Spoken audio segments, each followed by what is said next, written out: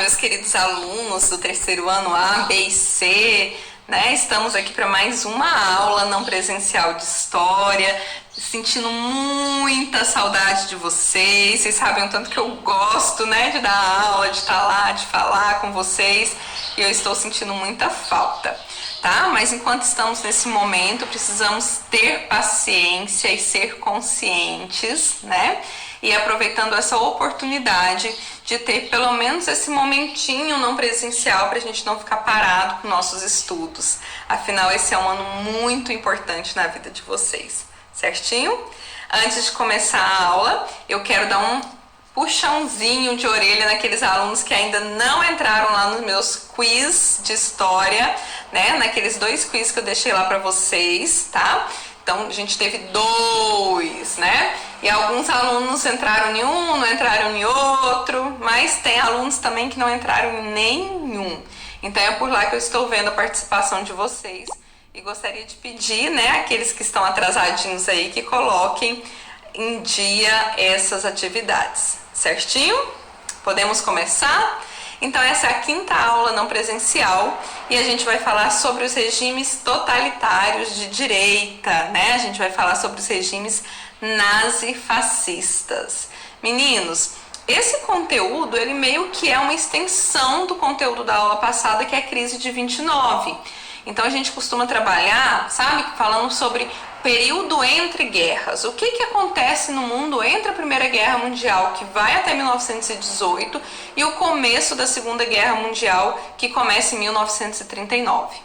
Né? Então, a crise de 29 e a ascensão desses regimes totalitários de direita são as 2 coisas mais importantes, mais marcantes no mundo nesse período entre guerras.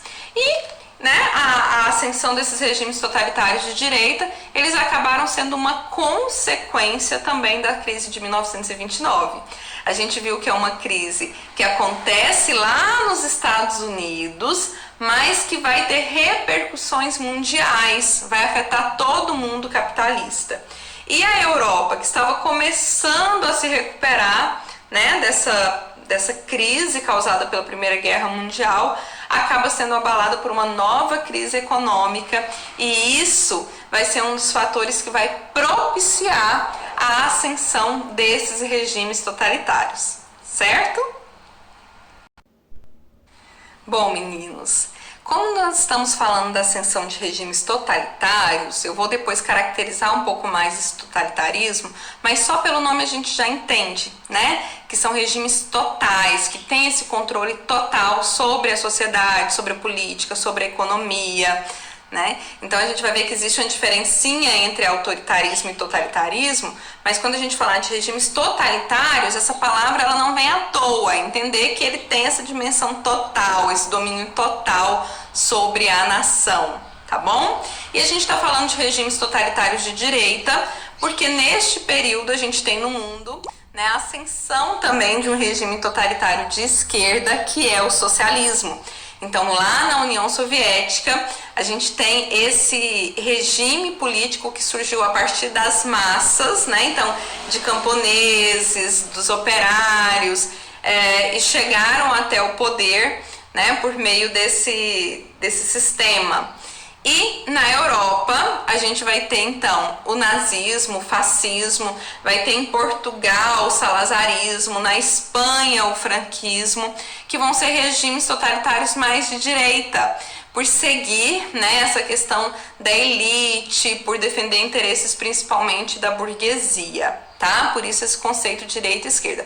Eu sei que esses conceitos já são um pouco ultrapassados, que existem várias outras definições, mas para ficar mais fácil, são os termos que são utilizados em vestibular e Enem.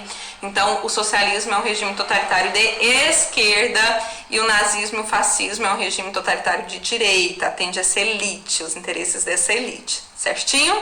Bom, como eu tinha dito, surge nesse contexto do pós-Primeira Guerra Mundial, né, nesse período entre guerras, e principalmente é uma das consequências da crise de 29.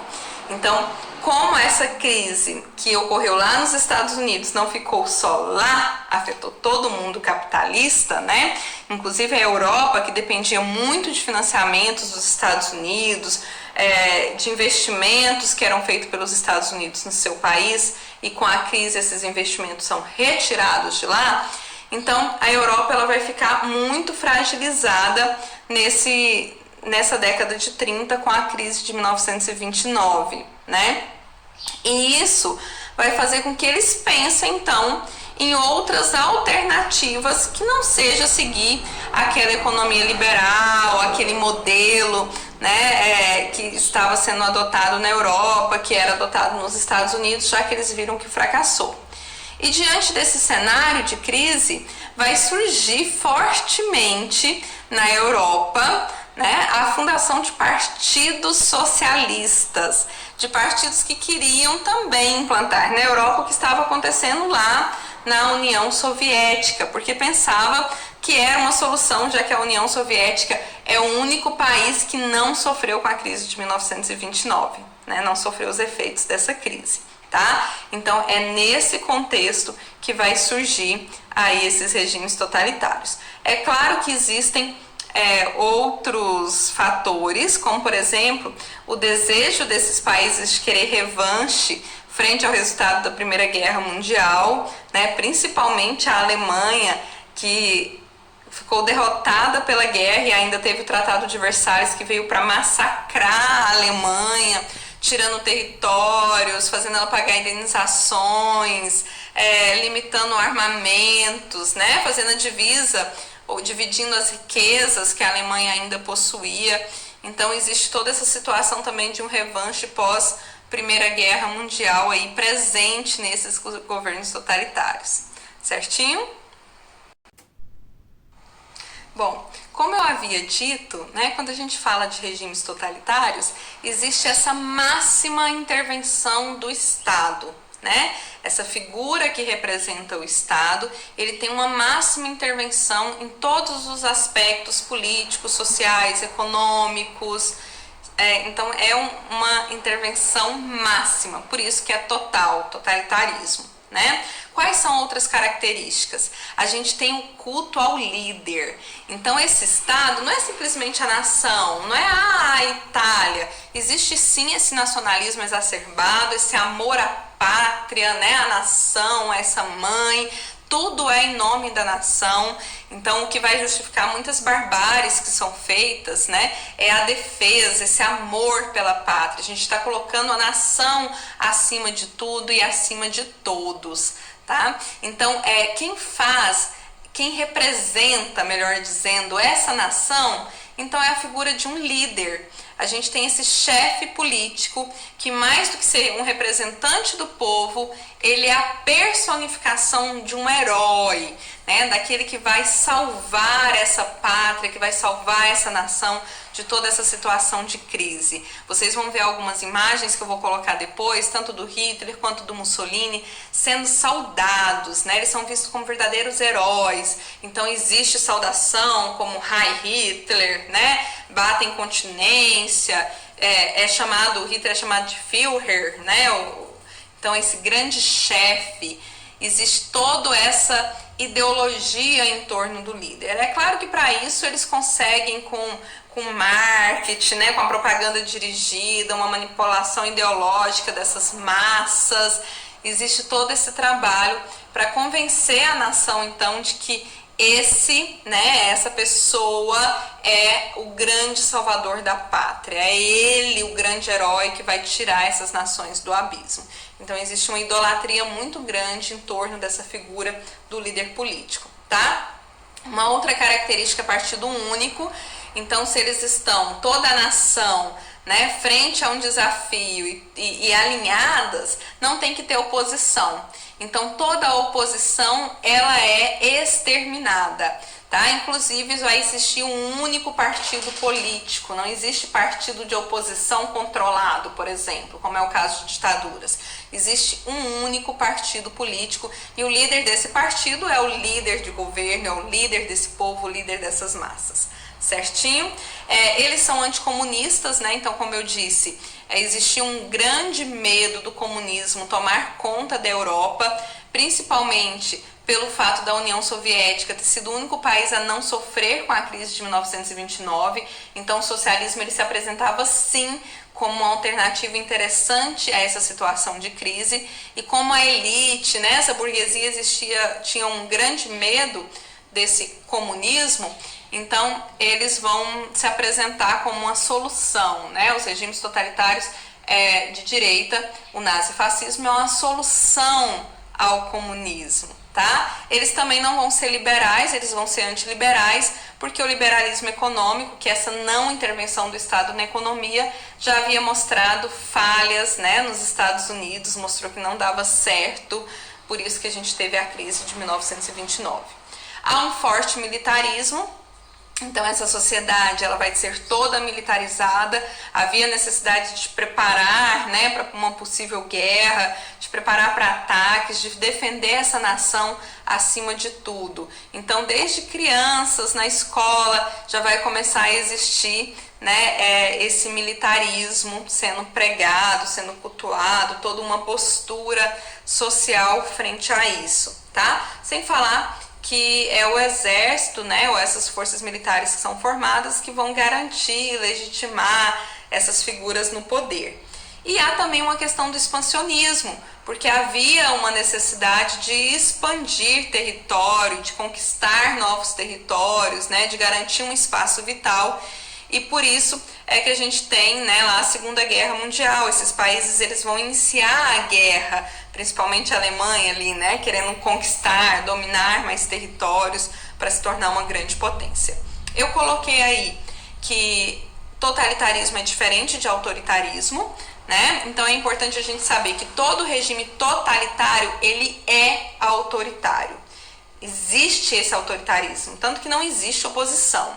Mas nem todo regime autoritário ele é totalitário. Porque o que caracteriza o autoritarismo é a ausência de democracia. Mas não significa que todos esses outros fatores que a gente disse estejam presentes, tá? Então, nesses regimes autoritários, a gente tem a ausência da democracia, a gente tem, então, com isso, né, a ausência das liberdades também individuais, mas não significa que tenha um único partido, não significa que existe essa intervenção máxima, né, no governo em todos os setores. Uma característica que a gente tem nos dois é que quando a gente fala tanto de governo totalitário quanto autoritário, é que esses governantes, esses chefes políticos, eles assumem o poder, eles estão acima, né, desses poderes, a divisão desses poderes, executivo, legislativo e judiciário, né? Então, eles mandam em tudo, tá? Mas então lembrar que nem todo regime autoritário é totalitário, mas todo totalitário é autoritário.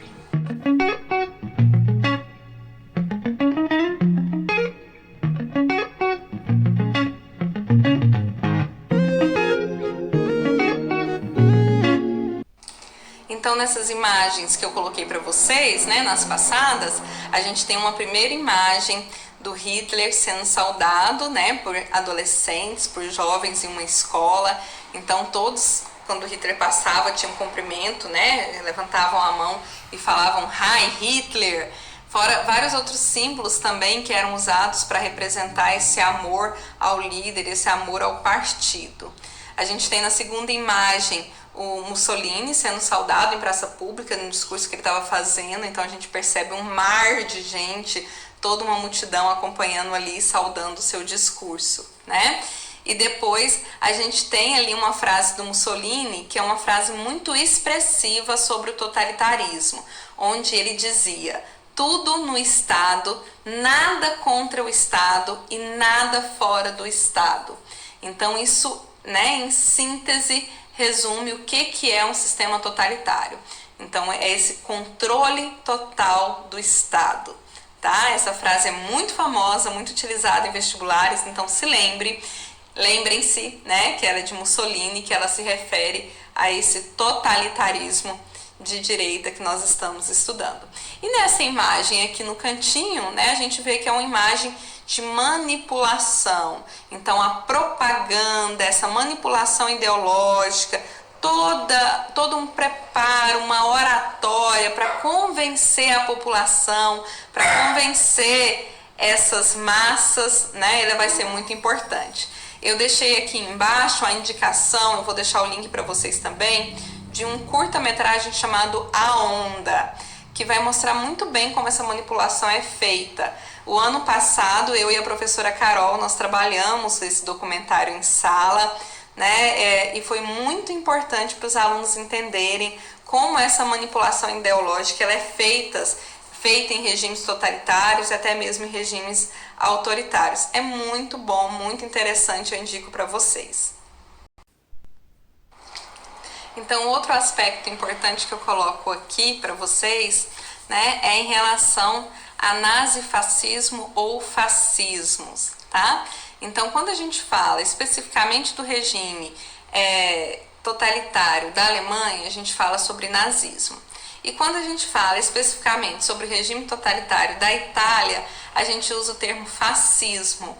Mas é muito comum a gente ver fascismo para falar de todos os sistemas totalitários que existiu na Europa nesse período entre guerras, tá bom? Então, o primeiro sistema totalitário ele surge na Itália com Mussolini. O Hitler ele vai gostar das ideias, né, de Mussolini, ele vai se apropriar de muitas dessas ideias. Claro que ele vai fazer adequação para a Alemanha, vai se tornar um grande amigo também, um grande aliado de Mussolini, mas por conta, né, de ter sido o primeiro, então quando a gente fala desses sistemas totalitários, é muito comum a gente falar os sistemas fascistas. Então, quando o fascismo surgiu na Europa, o fascismo europeu, e quando fala de uma forma mais generalizada desse fascismo, a gente pode incluir aí o nazismo alemão, o salazarismo que aconteceu em Portugal e o franquismo que aconteceu na Espanha. Bom, meninos, então vocês devem estar se perguntando se existe alguma diferença entre esses, né, entre o nazismo e o fascismo. Então, por mais que eles tenham muitas características em comum e que o nazismo tenha sido inspirado no fascismo, a gente tem duas diferencinhas bem básicas. Uma delas é algo que é bem característico somente da Itália, que é o corporativismo. Então, o Mussolini ele dividia a sociedade, né, em cooperativas, em corporações, por exemplo, os operários, burgueses, camponeses, né? Cada um tinha uma função muito importante dentro da sociedade. Então é como se a gente pensasse nesse sistema corporativismo num corpo humano onde cada membro tem a sua função, mas todos eles são importantes, né? Eles em conjunto são importantes para a sobrevivência desse ser. Então, essas corporações, elas eram tratadas dessa forma, elas eram divididas, cada uma tinha o seu papel e eles sabiam dessa importância de cada uma para o funcionamento desse Estado, tá? Então, isso é algo forte lá na Itália, lá com Mussolini, pregado por Mussolini. E na Alemanha, a gente tem o antissemitismo. O que é isso? Antissemitismo é a perseguição que houve ao povo judeu na Alemanha, né? Na verdade, que existe ao povo judeu, porque o antissemitismo ele estava presente em todo o mundo e não é algo novo. A gente sabe que o povo judeu vem sendo perseguido, acusado, né? Fugindo aí ao longo da história, desde a antiguidade até, né, esse período do Holocausto, tá? Então, na Alemanha, o Hitler vai considerar que o povo judeu era os grandes culpados por tudo que estava acontecendo de errado. Era culpado pela Alemanha ter perdido a Primeira Guerra Mundial, era culpado pela grande crise que a Alemanha estava passando, principalmente porque os judeus estavam relacionados a atividades de negócio, né? Às vezes eram bem-sucedidos. Então, toda a culpa de tudo que acontecia na Alemanha era do povo judeu, e isso vai justificar, então, né, o holocausto que Hitler promoveu na Alemanha contra esse povo. Tá? Esse povo vai ser duramente perseguido, né? No começo eles vão ter que ser identificados por uma estrela de Davi, depois vão ser reclusos em guetos, que eram como se fossem bairros fechados, onde esses judeus ficavam confinados, até que foram construídos campos de concentração, e esses judeus foram enviados para esse campo de concentração. Então, além de trabalhar forçadamente como escravos, viver recebendo quase nada de alimentação, tanto que vocês podem perceber pelas imagens, né? Quando acaba a Segunda Guerra Mundial e os Estados Unidos e os soldados dos Estados Unidos encontram esses campos de concentração, os judeus que estavam vivos estavam só pele e osso, né? Esses judeus eles vão ser vítimas de experiências no campo médico, vão morrer em câmaras de gás, né? Para testar inclusive essa arma química. Então muitos entravam ali achando que iam tomar um banho na câmara de gás e acabavam saindo de lá mortos, né? E depois eram cremados né, nesses campos de concentração. Então a gente tem uma quantidade muito grande de judeus que vão ser exterminados pelo nazismo. E aí, além de colocar o antissemitismo, né, que esse ódio ao povo judeu, essa raiva desse povo judeu, essa perseguição que teve pela Alemanha, lembrando que o antissemitismo está presente em toda a Europa, mas lá na Alemanha que vai chegar a essas proporções, né, eu coloquei o racismo também, porque o Hitler, embora ele não era alemão, ele era do Império Austro-Húngaro, mas ele defendia e acreditava em uma raça pura, né? Numa raça ariana. Então, qualquer outro tipo de raça que pudesse enfraquecer era também perseguido. Então, nós vamos ter negros perseguidos, nós vamos ter ciganos, muçulmanos, homossexuais, né? Então, qualquer um que enfraquecesse essa raça ariana deveria também ser exterminado. Então, esse antissemitismo é uma característica, né, presente do nazismo, que a gente não encontra lá no fascismo. Certo, gente? Bom, eu espero que vocês tenham entendido e tenham gostado da aula de hoje. Qualquer dúvida, eu estou no particular, então me mandem as dúvidas de vocês, que é o maior prazer poder entrar em contato com vocês e esclarecer qualquer dúvida, tá? Então não pensem que estão incomodando, porque pra gente é o retorno, né, de que vocês estão participando das aulas e que vocês estão, de fato, se preocupando e estudando. Então, bons estudos, fica aqui meu grande beijo, meu abraço, né? E dizer que eu estou torcendo muito para que tudo isso passe logo e que a gente volte a estar juntos, tá bom? Fiquem com Deus.